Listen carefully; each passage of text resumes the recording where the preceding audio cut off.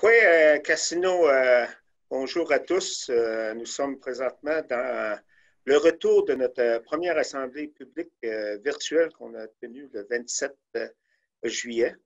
Donc, on a dit qu'on allait revenir pour répondre aux questions. Donc, aujourd'hui, c'est ça qu'on va faire. Puis, j'aimerais quand même profiter de l'occasion de vous demander d'avoir vos commentaires sur comment vous avez trouvé cette nouvelle expérience. Est-ce que vous trouvez que c'est une bonne expérience? Donc, après la présentation, si vous pouvez nous faire des commentaires, si on peut améliorer la façon qu'on fait ces présentations-là, bien, on aimerait bien le savoir pour être prêt pour les états financiers qu'on vous a communiqué, qu'on allait présenter à la fin août. Donc, pour nous autres, ce serait bien important.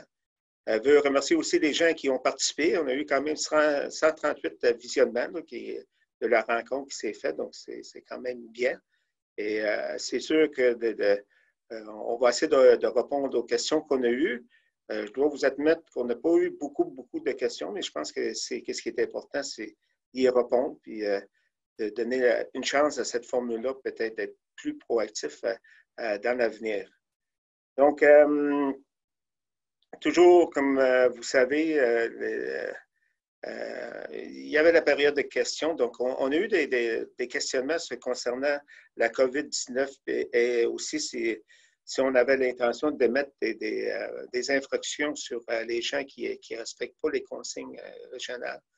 Pas régionales, mais locales là, au niveau justement au niveau des consignes qui sont émises par Katakou, Mechatao et Pekorami Nutstekweken. Pour nous, présentement, le comité de surveillance fait un bon travail. Son travail est vraiment jugé beaucoup de prévention et est axé beaucoup sur la prévention de l'information. Donc, le travail amène beaucoup de résultats positifs. Il y a eu des masques qui ont été distribués. Donc, présentement, on n'a pas l'intention d'émettre d'infractions parce que les consignes sont quand même respectées.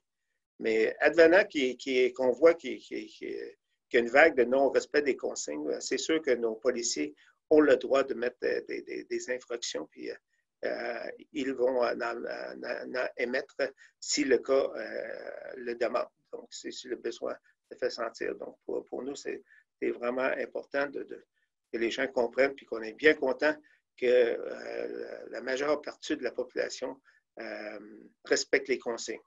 Et c'est sûr que si vous voyez des visiteurs en place, c'est de rappeler aussi aux visiteurs qu'il y a des consignes locales qui sont en place, puis que c'est important qu'ils les respectent également parce qu'on peut aussi intervenir, pas seulement avec nos gens de notre communauté, mais tous nos visiteurs également.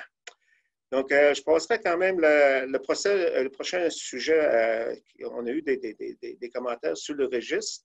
Il y a eu une rencontre spéciale qui a eu lieu entre notre rencontre publique. Donc, Patrick, si tu peux peut-être nous clarifier un peu ce qui s'en vient au niveau du registre, s'il vous plaît.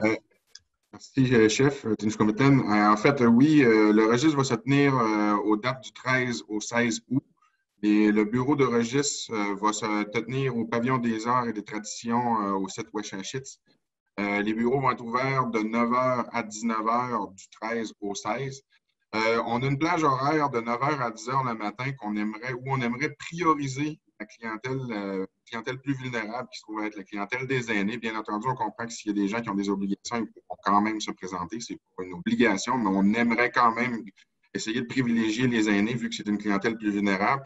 Et juste informer la population que les mesures socio-sanitaires vont devoir être respectées en raison du COVID. Maintenant, si vous avez des questions qui concernent le registre, vous pouvez aller sur le site web ou dans la partie de notre site web, mhus.ca, qui concerne le registre, ou sinon, vous pouvez directement vous adresser au bureau du greffe. Vous pouvez la rejoindre au 418-275-5386 à l'extension 1226. Témiscouaméten, Patrick Courtois. J'oublie encore les noms de famille. Comme vous pouvez voir, les élus sont encore présents avec moi. Donc, Elisabeth Launière, Stacy Bossum, Jonathan Germain et notre chef aux affaires extérieures, Charles-Édouard Ferraud. On a eu aussi des questionnements concernant, parce que bon, il y a eu quand même comment je pourrais dire, des nouvelles fraîches là, au niveau du site d'archéologie sur l'ancien site là, de la compagnie de la Baie-du-Son. Stacy, si tu peux peut-être mettre à jour un peu sur ce qui a été trouvé puis qu'est-ce qui s'en vient.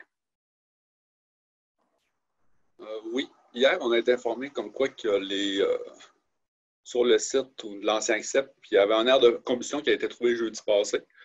Puis après diverses analyses, puis si on veut, on fait des petites recherches puis des validations externes. Fait qu'hier, on a eu la confirmation que l'air de feu date de plus de 3 à 5 000 ans.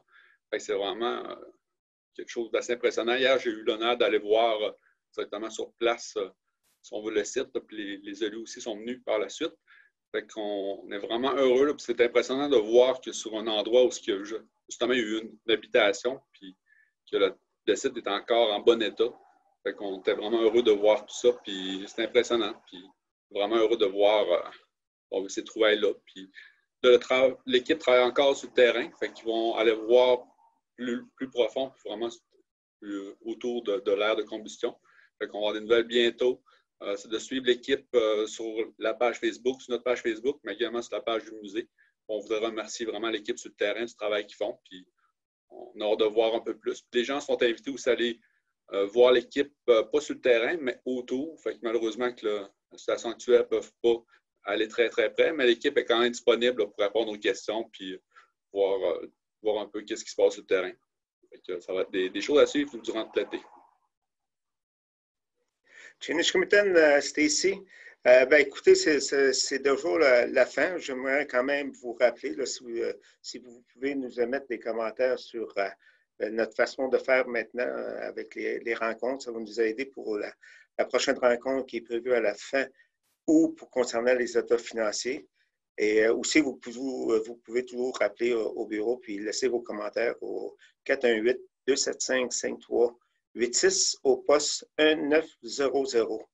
Donc, Chinoch Criminal, merci beaucoup, puis passez une bonne fin de journée. Niaut. Niaut. Niaut. Niaut.